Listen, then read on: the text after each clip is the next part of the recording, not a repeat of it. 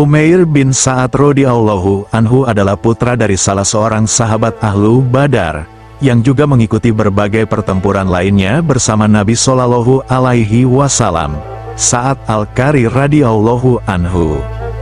Ayahnya itu membawanya serta menghadap Rasulullah Shallallahu Alaihi Wasallam ketika akan berbaiat memeluk Islam. Sejak keislamannya tersebut, ia hampir tidak pernah berpisah dari mihrab masjid Nabi Shallallahu Alaihi Wasallam. Segala kepuasan yang diperolehnya dengan kemewahan hidupnya selama ini, digantikan dengan kepuasan mengejar shaf pertama, baik dalam sholat di masjid ataupun dalam barisan pasukan membela panji-panji Islam, karena ia sangat mendambakan untuk memperoleh syahid. Suatu ketika ia mendengar salah seorang kerabatnya yang telah memeluk Islam, Julas bin Suwaid bin Samit, ketika berbincang-bincang dengan seseorang di rumahnya, berkata, seandainya laki-laki itu, yang dimaksudkan adalah Nabi Shallallahu Alaihi Wasallam, memang benar, tentulah kita ini lebih jelek dari keledai.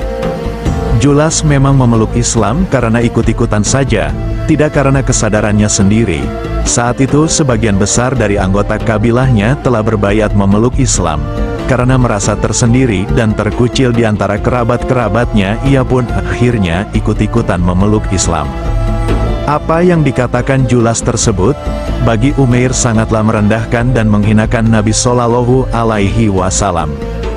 Sebagai bentuk kecintaan kepada Nabi Shallallahu Alaihi Wasallam, Umair berkata, "Demi Allah, wahai Julas, engkau adalah orang yang paling kucintai, orang yang paling banyak berjasa kepadaku, dan orang yang paling kuharapkan tidak akan tertimpa sesuatu yang tidak menyenangkan. Tetapi baru saja engkau melontarkan suatu perkataan, yang jika tersebar dan itu diketahui berasal darimu, engkau pasti akan ditimpa sesuatu yang menyakitkan dirimu. Tetapi andai kataku biarkan kata-katamu itu tanpa pembelaan, akan rusaklah agamaku, padahal hak agama itu lebih utama untuk ditunaikan. Karena itu, hendaklah engkau bertobat sebelum aku akan menyampaikan hal ini kepada Rasulullah Shallallahu Alaihi Wasallam." Tetapi ternyata Julas bersikap sombong dan menolak saran Umair, bahkan sedikit pun tidak ada penyesalan atas apa yang telah diucapkannya. Akhirnya Umair pun berkata kepada Julas, "Aku akan melaporkannya kepada Nabi Shallallahu Alaihi Wasallam, sebelum Allah menurunkan wahyu yang melibatkan aku dengan dosamu tersebut." Mendapat laporan Umair tersebut, Nabi Shallallahu Alaihi Wasallam memanggil Julas untuk mengkonfirmasi kebenarannya. Tetapi Julas mengingkari apa yang dilaporkan Umair, bahkan ia berani bersumpah atas nama Allah bahwa ia tidak mengucapkan perkataan tersebut. Menurut sebagian riwayat, peristiwa ini menjadi asbabun nuzul turunnya surah At-Taubah ayat 74, yang mendustakan sumpah Julas dan membenarkan Umair. Julas dipanggil lagi dan akhirnya ia mengakui kesalahannya. Kemudian dengan kesadaran penuh ia bertobat dan terus memperbaiki keislamannya. Nabi Shallallahu Alaihi Wasallam memegang telinga Umair sambil bersabda, "Wahai anak muda, sungguh nyaring, peka, telingamu, dan Tuhanmu membenarkan tindakanmu." Berlalulah waktu, ia tumbuh dan dewasa dengan bimbingan dan dalam teladan Nabi Shallallahu Alaihi Wasallam. Gaya hidup sederhana, tidak tertarik duniawiyah dan jabatan, dan merasa cukup dengan sedikit yang dimiliki, dan berbagai macam akhlak mulia yang dicontohnya dari Rasulullah Shallallahu Alaihi Wasallam. Sampailah Umair kepada masa Khalifah Umar, dan ia menjadi kandidat bagi Umar untuk diangkat menjadi pejabat yang mewakili dirinya di daerah-daerah yang jauh, suatu pribadi yang tak jauh berbeda dengan diri Umar sendiri. Mendapat tawaran untuk menjadi gubernur atau wali negeri di Homs, Umair bin Sa'ad berkeras menolaknya. Tetapi seperti biasa dalam menghadapi penolakan jabatan yang diberikannya, Umar akan berkata seperti ini, atau semisal ini, "Apakah kalian telah membayat dan meletakkan amanat ini di pundakku? Kemudian kalian membiarkan aku memikulnya seorang diri? Tidak. Demi Allah aku tidak akan melepaskan kalian." Tidak ada pilihan lain bagi Umair bin Sa'ad kecuali menjalaninya. Setelah melakukan sholat istikharah, ia berangkat ke Homs dan melakukan tugasnya di sana. Setahun sudah berlalu, Tak ada berita apapun yang sampai di Madinah tentang pelaksanaan tugasnya. Tak ada jizyah dan zakat dari Homs untuk menambah isi Baitul Mal di Madinah. Bahkan tak ada satu pucuk surat pun yang dikirimkan Umair kepada Khalifah di Madinah. Umar tidak habis pikir, ada apa gerangan dengan Umair? Sepertinya ia hilang ditelan bumi. Karena itu Umar memerintahkan untuk membuat surat panggilan kepada Umair, agar menghadap Khalifah di Madinah. Beberapa hari berlalu, tampak seseorang masuk ke kota Madinah. Seorang pejalan kaki sendirian, rambut kusut dan tubuh berdebu, tampak sekali kelelahan dan kepayahannya karena menempuh perjalanan jauh, seakan tenaganya hanya tinggal sisa-sisa saja. Di pundak kanannya tergantung buntil kulit dan sebuah piring, dan di pundak kirinya tergantung kendi berisi air. Langkahnya berat sambil ditopang sebuah tongkat. Tubuh kurus dan kumuh ini memasuki majelis Khalifah Umar dan menyampaikan salam. Umar segera menyambut salamnya dan berpaling kepada musafir pendatang ini. Tampak sekali kesedihan Umar melihat keadaan tamunya tersebut.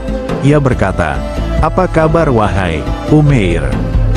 Memang, lelaki yang tampak tak berdaya dalam kelelahannya ini adalah Umair bin Sa'ad, gubernur negeri Homs, suatu negeri yang kaya dan sedang berkembang pesat di wilayah Syam. Umair berkata, "Alhamdulillah, wahai Amirul Mukminin, seperti yang engkau lihat, badanku sehat, darahku bersih, dan dunia di tanganku dapat kukendalikan sekehendak hatiku."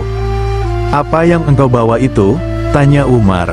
"Ini adalah buntil kulit tempat menyimpan bekal, piring untuk makan, dan kendi air untuk minum dan wudhu, dan tongkat ini untuk bertelekan saat berjalan dan untuk mengusir musuh atau gangguan yang menghadang jalanku. Sungguh, dunia ini tidak lain hanyalah pengikut bagi bekal kehidupanku kelak." "Apakah Anda datang dengan berjalan kaki?" tanya Umar lagi. "Benar," kata Umair. "Apa tidak ada orang yang mau memberikan tunggangannya kepadamu untuk kamu naiki?" "Tidak ada orang yang menawarkannya, dan aku pun tidak ingin, dan juga tidak pernah memintanya." Umar tercenung seakan tidak percaya. Kalaulah tahu bahwa ia seorang wali negeri atau gubernur, tentulah banyak sekali orang yang akan memberikan tunggangannya, bahkan kalau perlu melakukan pengawalan dan pelayanan agar perjalanannya terasa nyaman senyaman-nyamannya. Tetapi, kalau penampilannya memang seperti itu, bagaimana mereka tahu kalau Umair ini adalah seorang gubernur negeri Homs di Syam pula? Umar bertanya lagi, "Apa yang telah kamu lakukan dengan tugas yang telah kami berikan kepadamu?" Umair menjelaskan, "Aku telah mendatangi negeri yang engkau titahkan itu. Aku kumpulkan orang-orang yang saleh di antara penduduknya.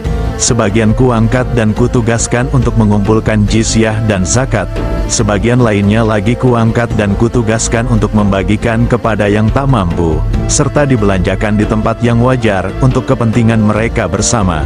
Jika saja masih ada sisanya, tentulah sudah kukirimkan ke sini." "Kalau begitu engkau tidak membawa apa-apa untuk kami?" "Tidak ada," kata Umair bin Sa'ad. Umar dengan bangga memuji hasil kerja Umair. Bahkan ia tetap mengangkatnya sebagai gubernur negeri di sana. Tetapi kali ini Umair bersungguh-sungguh menolaknya. Bahkan tegas sekali ia mengatakan, "Masa seperti itu telah berlalu. Aku tidak hendak menjadi pegawai Anda lagi selama-lamanya, dan tidak juga pegawai pengganti Anda selama-lamanya." Umar tidak memaksanya lagi. Ia telah melihat dengan kepalanya sendiri bagaimana beban tugas itu justru bisa membahayakan jiwanya. Perjalanan kaki ratusan kilometer di padang pasir, sendirian dengan bekal seadanya.